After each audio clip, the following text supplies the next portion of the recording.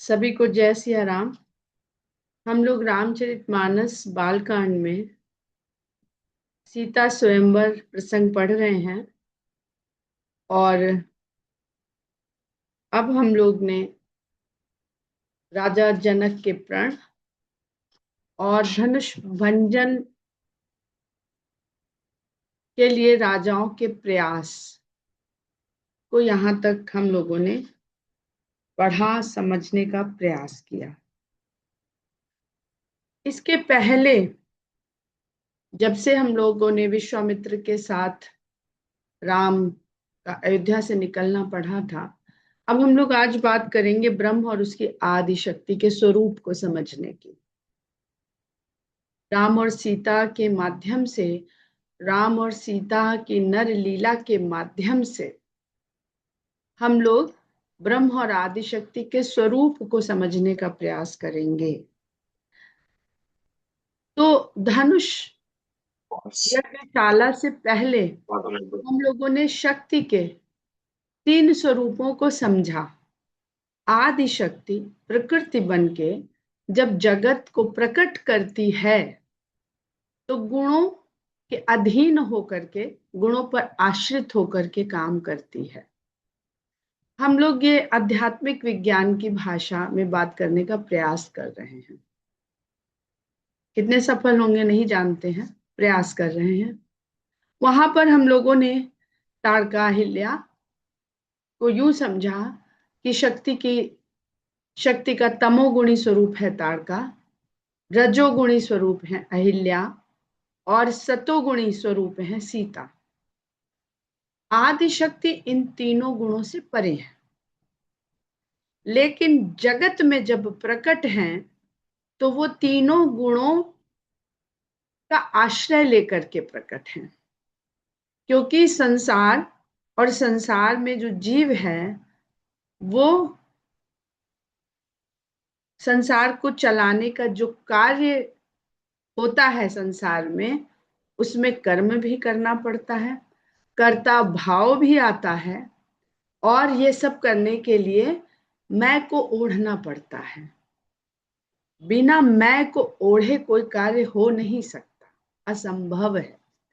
पर मैं को कब ओढ़ना है और कब छोड़ना है और कब तोड़ना है, ये तीन गूढ़ बातें अब मिथिला में, विदेह नगरी में, क्योंकि शक्ति आश्रय कहाँ लेती है? देह में। देह में शक्ति आश्रय लेकर के कभी ताड़का की तरह व्यवहार करती है, कभी अहिल्या की तरह व्यवहार करती है, तो कभी सीता की तरह व्यवहार करती है। लेकिन इस देह का आश्रय लेने के बाद भी हमें विदेह भाव को जानने के लिए अब हम लोग ब्रह्म के स्वरूप को समझने का प्रयास करेंगे। और ब्रह्म के स्वरूप को समझने के लिए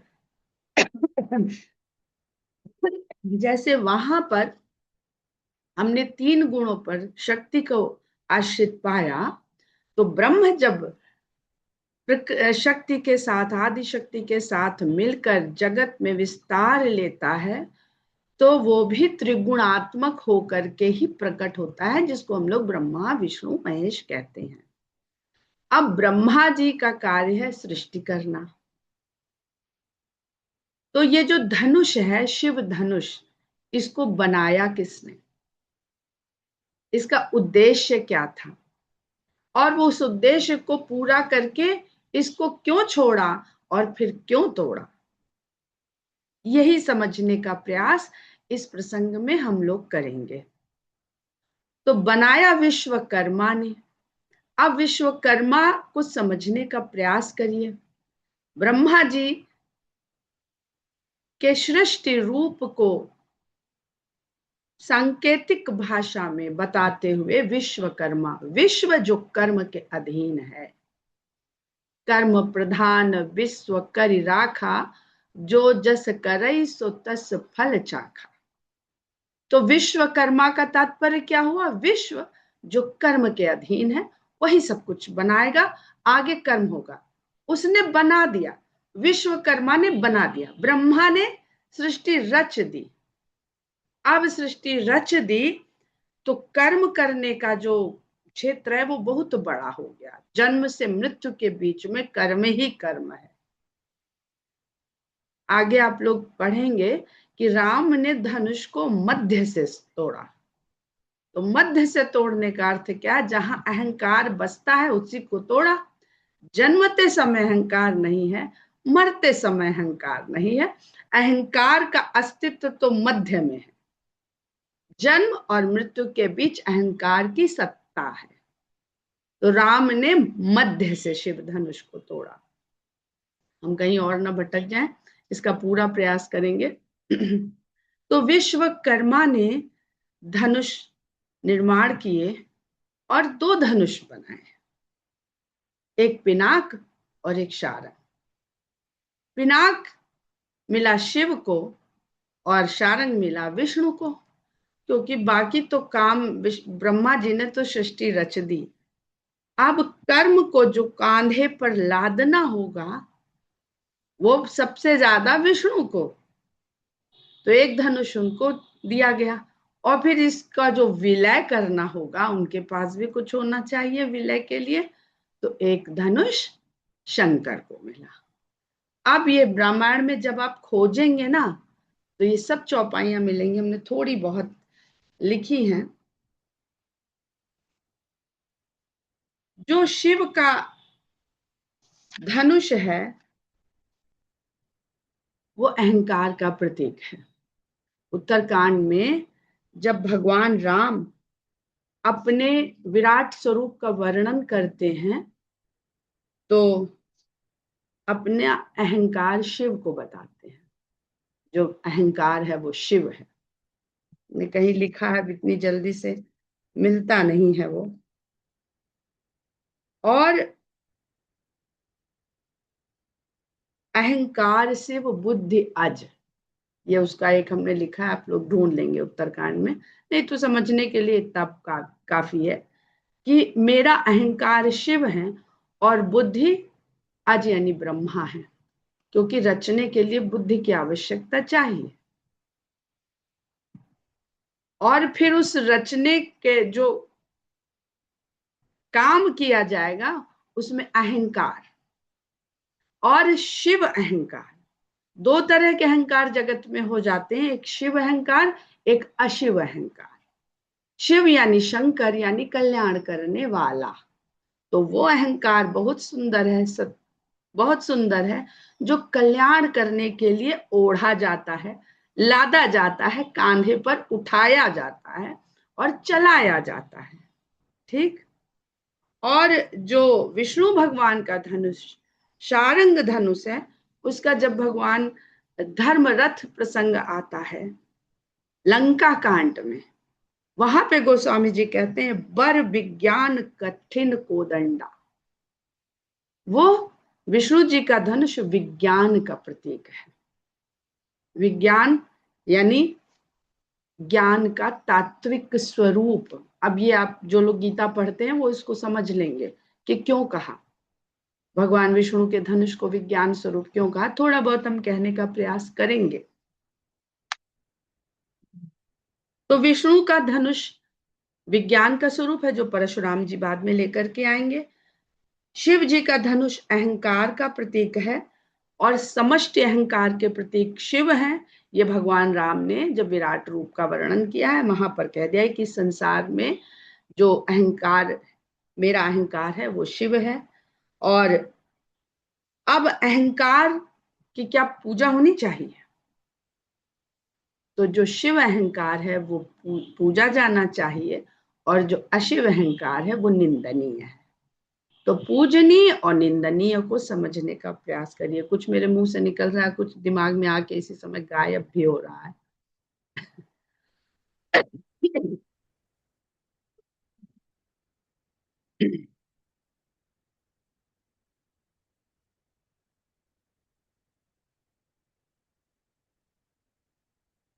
जैसे कल हम लोगों ने बात करी कि काम की आवश्यकता है कि नहीं, तो आज हम एक प्रश्न खोजेंगे कि अहंकार की आवश्यकता है कि नहीं।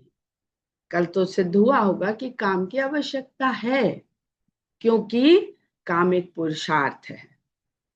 अहंकार की आवश्यकता है कि नहीं, ये चारों पुरुषार्थ करने के लिए जब तक अहंकार को नहीं ला देंगे तब तक ये चारों पुरुषार्थ नहीं करेंगे। डॉक्टर डॉक्टर की कुर्सी पर बैठेगा, मरीज आएगा तो उसको ये अहंकार उड़ना पड़ेगा कि वो डॉक्टर है, वो इसका इलाज कर सकता है और करेगा।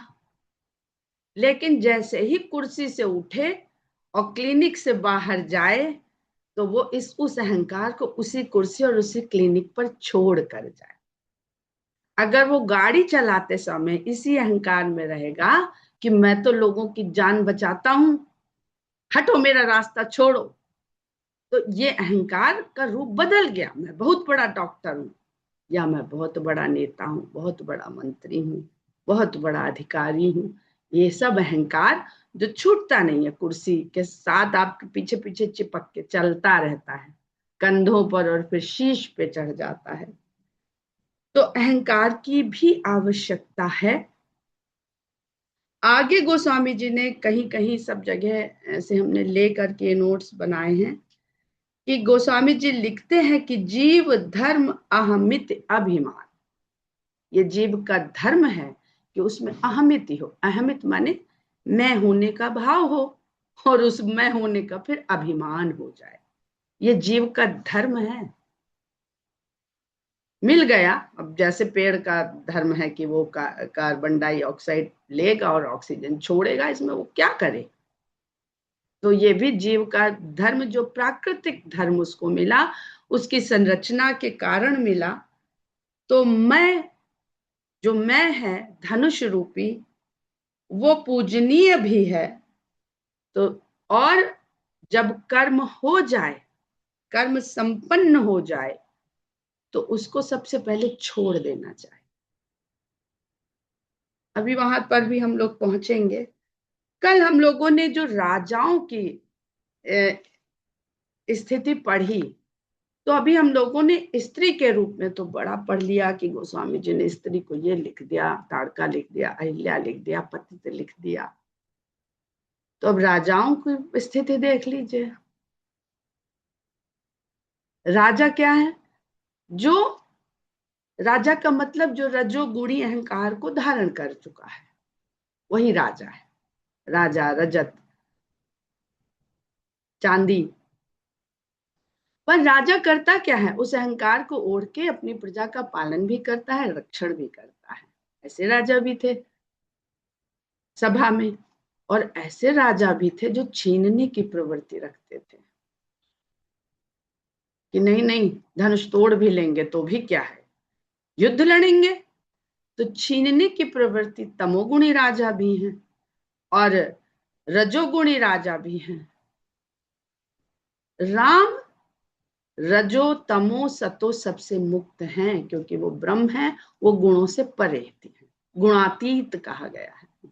तो राम को सतोगुणी मत समझिएगा। सतोगुणी आएंगे परशुराम, सतोगुणी अहंकार को अपने ऊपर धारण करने वाले और फिर न छोड़ सकने वाले। अब बाण की बात करें कि जब प्रण की उद्घोषणा हुई, तो प्रण की उद्घोषणा स्वयंवर के लिए योग्यता में होती है, अयोग्यता में नहीं होती है। और धनुष को तोड़ना योग्यता है कि अयोग्यता है? सीधा सिंपल सवाल है। कोई खिलौना लाइए जो टेक्निकली चलाने में मुश्किल हो और बच्चे को दीजिए, बच्चा उसको चला ले बटन ढूंढ के, बैटरी लगा के, और सब, तो आप खुश होंगे ना। और बच्चे को न समझ में आ, बच्चा पटक के तोड़ डाले उसे, कि हमको समझ ही नहीं आ रहा कैसे चलेगा, और पटक के तोड़ दे, तो आप खुश होंगे कि नाराज होंगे? यानी वो अयोग्यता हुई बच्चे की, उसके अंदर इतना धीरज ही नहीं था, नहीं टूट रहा था, नहीं चल पा रहा था, सॉरी, तो पूछता, अपने माता से पिता से पूछता। तो किसी राजा ने ये क्यों नहीं कहा कि भाई आप धनुष संचालन करवाइए, धनुष तुड़वा क्यों रहे हैं? परशुराम ने ये क्यों नहीं कहा कि भाई तुम धनुष चलवाते तुड़वा क्यों डाला, दूसरे की चीज तुमने तुड़वा डाली, दूसरे की चीज तो और संभाल के रखी है, मांग के लाइए किसी से, किसी के यहाँ से कोई चीज, और पीढ़ियों रखी रहे आपके यहाँ, और वो भी पीढ़ी चल रही है कि पता नहीं कब मांगने आ जाएंगे। तो आप अपनी पीढ़ियों को यही तो बता के जाएंगे कि इसे संभाल के रखना भाई, देखो पीढ़ियों से हमने इसको संभाला भी और पूजा भी है, तो पूजा है तो तुड़वा क्यों दिया।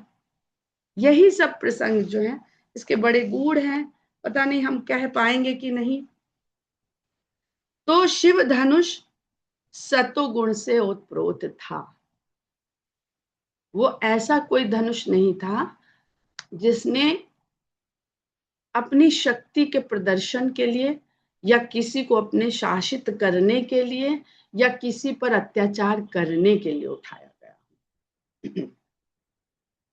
और बाण तो उस धनुष में था ही नहीं, तो थोड़ा सा जो हमें लगता है कि महातमोगुणी जो वहां पर आए, महातमोगुणी बाणासुर।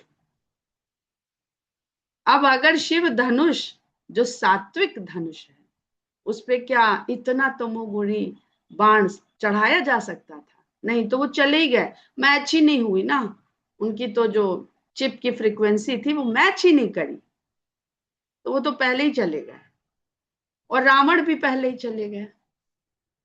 अब यहाँ पर हम थोड़ा सा प्रयास करेंगे आप लोग को बताने का, पता नहीं कहाँ कहाँ हमने, हाँ, दूसरा जो यज्ञ है, यज्ञ में दो चीज बहुत आवश्यक है, अग्नि और आहुति। और इस यज्ञ में न अग्नि है न आहुति है, फिर भी यज्ञ है। और विश्वामित्र चले हैं राम को लेकर के यज्ञ की रक्षा के लिए, तो वो धनुष तुड़वाने नहीं आए हैं, विश्वामित्र राम को लेके जनकपुरी जनक के धनुष यज्ञ की रक्षा के लिए लाए, क्योंकि पालनकर्ता का काम रक्षण भी होता है। अब यज्ञ में आहुति किसकी दी जाएगी?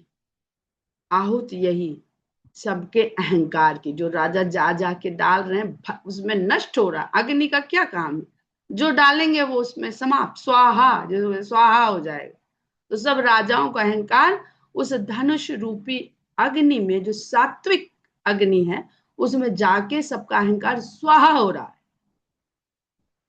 और जो अग्नि लेती जा रही है, लेती जा रही है, तो धनुष और भारी होता जा रहा, होता जा रहा, होता जा रहा। कंफ्यूज मत होइएगा सतोगुण और रजोगुण और तमोगुण के अहंकार के मिश्रण से, क्योंकि वो शिव धनुष है। शिव के अहंकार में जो भी मिलेगा वो शिवत्व को ही प्राप्त हो जाएगा। बहुत गूढ़ अर्थ है, बहुत कंफ्यूजन हो सकता है। तो जो रावण आया, रावण के पास 20 भुजाएं थी। भुजा किसका प्रतीक है? देह का।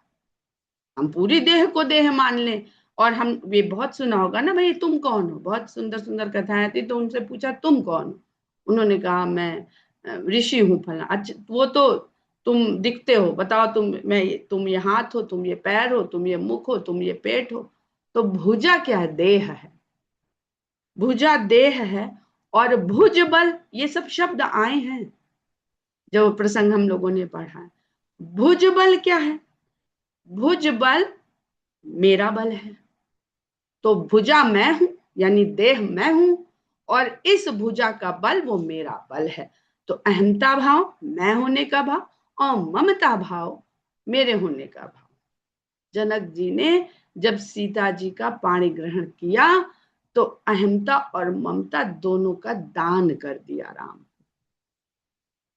मैं मेरी पुत्री का को प्रभु को समर्पित करता हूं। ये कन्यादान का बहुत सुंदर स्वरूप है। दान के द्वारा अगर हमारा अहम भाव बढ़ता है तो वो दान नहीं है, वो सात्विक अहंकार है, जो हमारे सात्विक अहंकार को पुष्ट करता है। और अच्छी बात है, कम से कम उस अहंकार के भरोसे हम संसार में कुछ भले कार्य तो करते हैं, लेकिन वो विदेह राज हैं, तो वो उस सात्विक अहंकार से भी मुक्त हैं, और वो पूरी तरह से दान कर देते हैं सीता का, जो जिसकी है उसको समर्पित कर दिया। तो भुजा अहमता भाव है जो धनुष का प्रतीक है यहाँ पर, और जो बल है भुजा का वो धनुष का बाण है जो मेरा बल होने का प्रतीक है। इसके बाद जो जो इन बातों को अपने भीतर लेके बैठा है, अपनी भुजा और अपने भुजबल को, चाहे रावण हो चाहे बाणासुर है, उनके भीतर दो गुण सदा विद्यमान रहेंगे, जड़ता और मूर्खता। जड़ता और मूर्खता, रावण की जड़ता हनुमान जी भी दूर नहीं कर पाए। हनुमान जी उनके दरबार तक भेजे गए कि उनकी जड़ता को हर लें और उनके इस तमोगुणी अहंकार को केवल सीता को लौटाने का तैयार करके वो उनको रजोगुणी सतोगुणी अहंकार तक कहीं तक तो ले आए तो वो बच जाएं। लेकिन ना रावण से जड़ता भी नहीं गई और मूर्खता भी नहीं गई। सुंदरकांड में पढ़ेंगे तो इसको याद रखिएगा।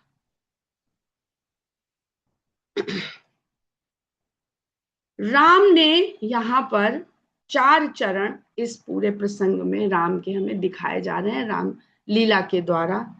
धनुष चलाना, खींचना, तोड़ना और छोड़ना।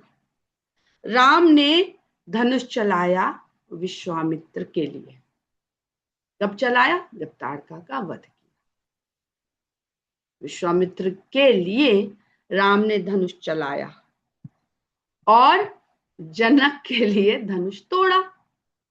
राम अपने अहमता भाव क्यों नहीं है, इसको समझने का प्रयास करिएगा। जनक के लिए धनुष तोड़ा। उठो राम भंजो भो चापा, मेटहु तात जनक परितापा। अरे वो धनुष तोड़ने थोड़े उठे तो जनक का परिताप हरने उठे थे। अगर आप लोगों ने धनुष यज्ञ देखा हो, ये सब चौपाई वहां पे कही गई है और बहुत संक्षेप में जो सूत्रधार के वहां पे वाक्य हैं वो ये सबको बताने का प्रयास किया है। लेकिन मनोरंजन के आगे हम ये इन बातों को समझ नहीं पाते हैं। बहुत सारे लोग समझते भी होंगे। और परशुराम के लिए धनुष को खींचा है, पर ये एक एक चीज आएगी। और स्वयं के लिए धनुष को छोड़ा है। तो 4 चरण राम ने धनुष, जो धनुष रूपी है, प्रतीक है अहंकार का, उन्होंने चलाया भी, तोड़ा भी, खींचा भी और छोड़ा भी। कविता लिखने वाले कविता लिख देंगे, ऐसे बढ़िया राइमिंग हो रही है शब्दों की। कब कब छोड़ा? प्रभु दो चाप खंड में ही डारे, तोड़ते ही, और कोई देख भी नहीं पाया, तब छोड़ा। और जब भरत जी चित्रकूट में आए उनसे मिलने, तब छोड़ा, धनुष नहीं उठाया। ऐसे उठे कि धनुष इधर गिरा, तरकश उधर गिरा। तो धनुष कहाँ उठाना है, कहाँ चलाना है, कहाँ संभालना है, ये राम हमें सिखा रहे हैं। वो तो जानते ही हैं, हमें सिखा रहे हैं। और जब लंका से लौटकर अयोध्या में आए हैं और गुरु वशिष्ठ को अपने सामने पाया, तो सबसे पहले प्रभु ने धनुष बाण को भूमि धरा है, तब गुरु को प्रणाम किया है। धनुष लादे लादे, समझिएगा, धनुष लादने को समझिएगा, अहंकार को लादे लादे गुरु को प्रणाम नहीं। गुरु के सामने अगर अहंकार में चले गए तो, अभी गुरु पूर्णिमा आने वाली है, आप लोग सब लोग उसमें बोलने वाले हैं, तो गुरु के सामने अहंकार लेके नहीं जाना चाहिए। तो राम ने वशिष्ठ को और वामदेव को जब देखा है तो सबसे पहले धनुष को धरती पे धर दिया है, तब जाके गुरु को प्रणाम किया है। कहते ना हम लोग आजकल कहानी जो सुनते हैं कि भरा प्याला था तो गुरु ने कहा कि भाई तुम पहले प्याला तो खाली करके लाओ। प्याला किस चीज से भरा था? अहंकार से भरा था, अहंकार के भाव से भरा था। लोग कहते जापानी कथा है बड़ी प्रसिद्ध, हमें तो रामायण में सब कुछ मिल जाता है। ठीक है, सब जगह महापुरुष हैं, सब जगह सदगुरु हैं, सब जगह विद्वान हैं, ज्ञानी हैं। अन्य राजा न तो धनुष को उठा पाते हैं, ये चारों चरण देखिएगा, न टाल पाते हैं, न डिगा पाते हैं। ये सब उनके लिए असंभव है। क्यों? क्योंकि वो स्वयं इतने अहमता भाव से, अहंकार से इतने गरु हैं। पहले ही जिसके कंधों पे बहुत बोझ लदा हो उस पे आप 100 बोरी का बोझ और धर दीजिए तो मर जाएगा पर लाद नहीं पाएगा। उसकी रीढ़ की हड्डी की एक क्षमता होती है, और रीढ़ की हड्डी की क्षमता वो है कि जितनी लचीली होगी उतना बोझा उठा लेगी। और लचीलापन खत्म तो रीढ़ की हड्डी कुछ बोझ नहीं उठा, अपना बोझ नहीं उठा पाती है, बोरी का तो जाने दीजिए। ऑर्थोपेडिक के यहाँ जाते हैं, फिर फिजियोथेरेपी होती है। तो लचीलापन क्या मतलब है? रीढ़ की हड्डी का लचीलापन धनुषाकार में हो, विनम्रता से भरी हुई हो। तो एक फिजिकल बॉडी का लचीलापन जाता है तो शरीर का बोझ नहीं उठता है। जो हमारे भीतर के सूक्ष्म तत्व हैं उसमें अहंकार की कठोरता समाएगी तो हम जीवन में क्या उठा पाएंगे? कुछ नहीं उठा पाएंगे। तो ये राजाओं का वर्णन गोस्वामी जी ने किया इस प्रसंग में, जो सामान्य जीव हम जैसे लोग हैं। और न केवल राम ने धनुष को छोड़ा, शंकर ने भी कार्य सिद्ध होने के बाद धनुष को छोड़ा। आज समय हो रहेगा नहीं, कल शंकर के धनुष की जो पूर्व कथा है उसको कहने का प्रयास करेंगे। तो यहाँ पर हमने आज जाना कि निर्मित है विश्वकर्मा से। विष्णु धनुष और शिव धनुष के सांकेतिक रूप क्या हैं, अहंकार की आवश्यकता क्या है जीवन में, और काम की आवश्यकता क्या है जीवन में। उसके अलावा और भी एक बहुत सुंदर कोई बिंदु मिला था, आप लोग चाहें तो कुछ पूछ सकते हैं, बात कर सकते हैं। हाँ, हम लोगों ने जब राम का प्रवेश देखा था यज्ञशाला में, तो यज्ञोपवीत का वर्णन किया है गोस्वामी जी ने। जो अभी हम लोगों ने कहा कि यज्ञ की रक्षा करने के लिए विश्वामित्र जी लेके आए, उनसे ये थोड़ी कह के लाए थे लाओ तुम्हारे लड़का के ले जाते हैं, अपना काम तो करवाएंगे, तुम्हारे लड़के की ब्याह भी करा लाएंगे, ऐसा थोड़ी कह के आए थे। वो जिस बात को कह के आए थे वही काम कर रहे हैं। पर यज्ञोपवीत कह के, यज्ञ उपवीत,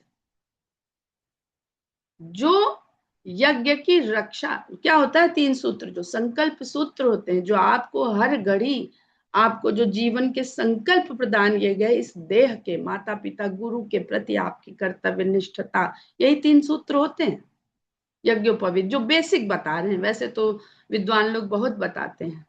देह मिली है ना, जो पुष्प वाटिका में माता सीता के लिए पढ़ा कि भाई पिता के द्वारा देह मिली है तो उसका प्रथम कर्तव्य पिता के प्रति है। तो माता पिता गुरु, गुरु गृह जाने से पहले यज्ञोपवीत होता है।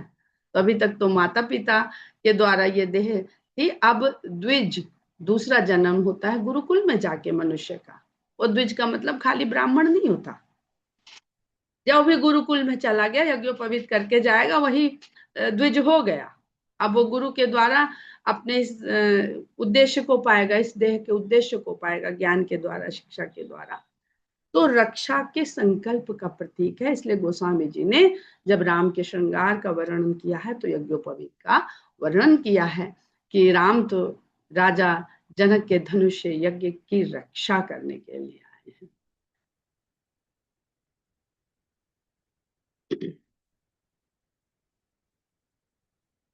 इसके अलावा एक और बड़ा सुंदर तुलना मन आई पढ़ते पढ़ते मन में, कि गोस्वामी जी ने अयोध्या नगरी का बड़ा वर्णन किया,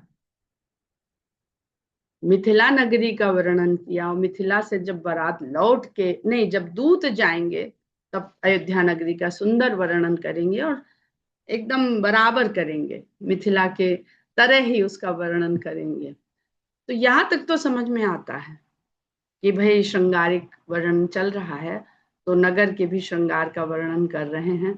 पर गोस्वामी जी ने लंका के सौंदर्य का भी खूब वर्णन किया है सुंदर कांड। सुंदर कांड में अगर किसी की सुंदरता का बाह्य रूप से, आंतरिक नहीं, बाह्य रूप से वर्णन हुआ है तो लंका की सुंदरता का वर्णन हुआ है। पढ़िएगा सुंदरकांड, आप लोग बहुत पढ़ते हैं, रेगुलर बेसिस पे पढ़ते हैं। तो ऐसी सुंदर पुरी को हनुमान देखते हैं पहले, और कहाँ कहाँ से देखते हैं, दूर से देखते हैं, फिर घुस के देखते हैं, भीतर पास से देखते हैं मतलब, और फिर अंत तक पुर तक में जाके देखते हैं। तो तीन ही तो, किसी भी पुर को, देह रूपी जो पुर है उसको देखने के तीन ही होते हैं। आप बाहर से देख लीजिए, मन देख लीजिए, और अंतःकरण देख लीजिए। अंतःकरण तक पहुंचना सबसे मुश्किल है किसी के, वहां तो अंतर्यामी ही बस पहुंचता है, इसलिए उसको बुद्धू बना नहीं सकते आप। तो तीन जगह से देखा और फिर जला दिया। अरे इतनी सुंदर थी तो जला क्यों दिया? जलाने के पीछे बहुत कारण है। अभी जो मोटा मोटा कारण हमने इसमें जो बिंदु लिखा है, कि बहुत ध्यान से लंका का अवलोकन किया हनुमान जी ने, दिन में भी देखा, रात में भी देखा, हर तरह के प्रकाश में देखा, बाहर से देखा, भीतर से देखा, और फिर घर घर के भीतर जाके सीता को ढूंढा, और बाद में जला दिया कि ये तो भोग की नगरी है, इसको तो जल जाना चाहिए। ऐसी देह का को जल जाना चाहिए जो अपने आप को भोग को ही अपना जीवन का उद्देश्य मानती है। और पढ़ा तो बहुत कुछ है, सब कुछ कह सकना संभव नहीं होता है। आप लोग पूछेंगे तो हो सकता है कुछ और बातें निकल के आए। यहीं पर विराम लेते हैं। कल हम लोग शिव धनुष के बारे में और चर्चा करेंगे कि शिव धनुष के द्वारा जो शंकर भगवान को बार बार गोस्वामी जी पुरारी लिखते हैं, जो शंकर भगवान का त्रिपुरारी नाम का वो प्रयोग करते हैं और पुरारी लिख देते हैं, उस पर चर्चा करेंगे। जय सिया राम। जय श्री राम। जय सिया।